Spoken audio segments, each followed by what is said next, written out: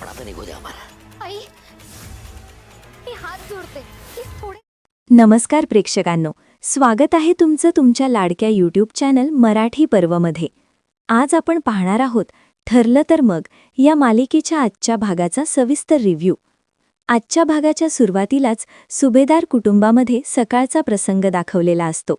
सुभेदार कुटुंबातील सर्वजण नाश्ता करून हॉलमध्ये एकत्र बसलेले असतात. घरामध्ये शांत आणि आनंदी वातावरण असतं. सर्वजण गप्पा मारत असतात.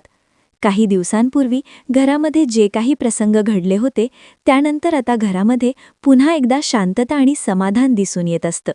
तेवढ्यात रविराज उठतात आणि सगळ्यांकडे पाहत म्हणतात की बरं तर आम्ही आता निघतो. हे ऐकून घरातील सगळेच थोडे आश्चर्यचकित होतात, कारण अजूनही प्रतिमा पूर्णपणे बरी झालेली नसते. त्यामुळे घरातील सगळ्यांना वाटत असतं की त्यांनी अजून काही दिवस इथेच राहावं. रविराज यांच्या बोलण्यावर कल्पनाताई लगेच प्रतिक्रिया देतात. त्या प्रेमाने म्हणतात, भाऊजी, अजून आमचा पाहुणचार पूर्ण झालेला नाहीये. तुम्ही एवढ्या लवकर कसे काय निघता आहात? अजून काही दिवस इथेच थांबा ना.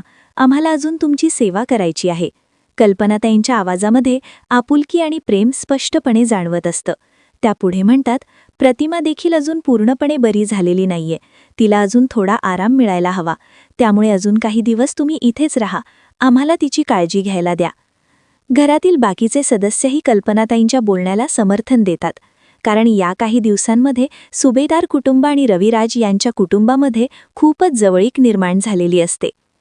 परंतु रविराज थोड्या शांत स्वरात उत्तर देतात.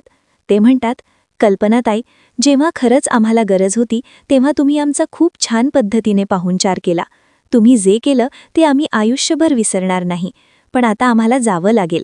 कृपया आम्हाला अडवू नका. रविराज यांच्या आवाजामध्ये कृतज्ञता दिसून येत असते. त्यांना सुभेदार कुटुंबाने केलेल्या मदतीबद्दल खूप आभार वाटत असतात. हे सगळं चालू असतानाच तिथे अचानक तन्वी येते. तन्वीच्या चेहऱ्यावर काळजी स्पष्ट दिसत असते. ती थेट प्रतिमाकडे जाते आणि भावनिक स्वरात बोलते. तन्वी म्हणते, आई ग, अजून तू पूर्णपणे बरी झालेली नाहीयेस. मला तुझी काळजी घेऊ दे ना. तू अजून काही दिवस इथेच थांब ना. मला खूप काळजी वाटतेय. ती पुढे म्हणते, आई प्लीज, तू कुठेही जाऊ नकोस. अजून काही दिवस थांब ना. तन्वीचं हे बोलणं ऐकून तिथे उपस्थित सगळेच थोडे भावूक होतात, कारण तिच्या आवाजामध्ये आईबद्दलची खरी काळजी आणि प्रेम दिसून येत असतं. पण ही तिच्या आईबद्दलचे प्रेम नसतं. हा फक्त एक सर्वांसमोर केलेला दिखावा असतो की तिचं तिच्या आईवरती किती प्रेम आहे हे दाखवण्याचा. थोडे दिवस इथे थांब ना. तन्वी, तुझी नाटकातून सुरूच आहे. प्रिया खूप भावनिक झालेली असते. तिच्या डोळ्यांमध्ये अश्रू आलेले असतात. ती लगेच प्रतिमा आत्यासमोर हात जोडते आणि म्हणते, आई, मी तुझ्यासमोर हात जोडते, पण तू असं घर सोडून जाऊ नकोस. कृपया आई, तू जाऊ नकोस. प्रिया खूप रडत असते आणि प्रतिमा आत्याला थांबवण्याचा प्रयत्न करत असते. पण प्रतिमा आत्या मात्र खूप शांत असते. तिच्या चेहऱ्यावर दुःख स्पष्ट दिसत असतं. ती प्रियाकडे पाहते पण काहीच बोलत नाही. त्याचवेळी दुसऱ्या बाजूला अर्जुन ऑफिसला जायला तयार झालेला असतो.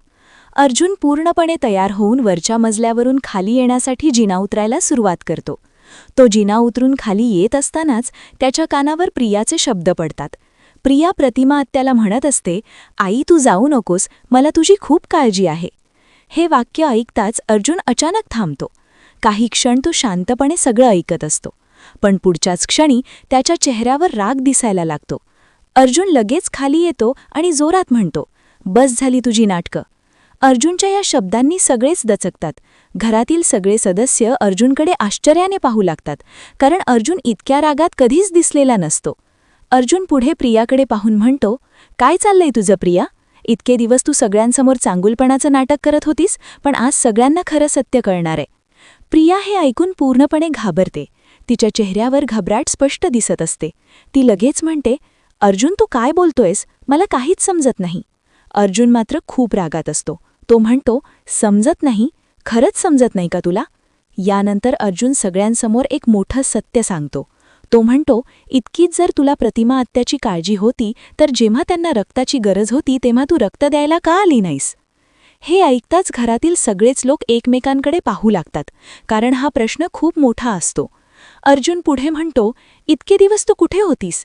का लपून बसली होतीस? आणि आता अचानक तुला आत्याची इतकी काळजी कशी काय वाटायला लागली? प्रिया पूर्णपणे घाबरलेली असते. ती पुन्हा एकदा स्वतःला वाचवण्याचा प्रयत्न करते. ती म्हणते, अर्जुन, तू चुकीचं समजतोयस, मला काहीच माहिती नाही. पण अर्जुन लगेच तिचं बोलणं थांबवतो. तो म्हणतो, मला सगळं माहितीये प्रिया. हे ऐकताच घरातील सगळे सदस्य अधिकच गोंधळून जातात. अर्जुन पुढे म्हणतो, मला माहितीये की तुझा आणि प्रतिमा आत्याचा ब्लड ग्रुप एक नाही. हे ऐकताच सगळेच लोक पूर्णपणे हादरून जातात, कारण इतके दिवस सगळ्यांना वाटत असतं की प्रिया हीच तन्वी आहे. पण आता अर्जुनने सांगितलेलं हे सत्य सगळ्यांसाठी धक्कादायक ठरतं.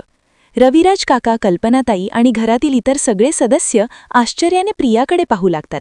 कारण जर प्रिया खरंच तन्वी असती तर तिचा ब्लड ग्रुप प्रतिमा आत्यासारखाच असायला हवा होता. पण अर्जुनने सांगितलेली ही गोष्ट सगळ्यांच्या मनामध्ये शंका निर्माण करते. रविराज काका लगेच अर्जुनला विचारतात, अर्जुन, तू काय बोलतोयस? हे खरं आहे का? तुला जर आत्याची एवढी काळजी वाटते, मग तिला रक्त द्यायला का नाही आलीस तू? असेच मालिकेचे रिव्ह्यू पाहण्यासाठी आमच्या चॅनलला लाईक आणि सबस्क्राईब करा. धन्यवाद.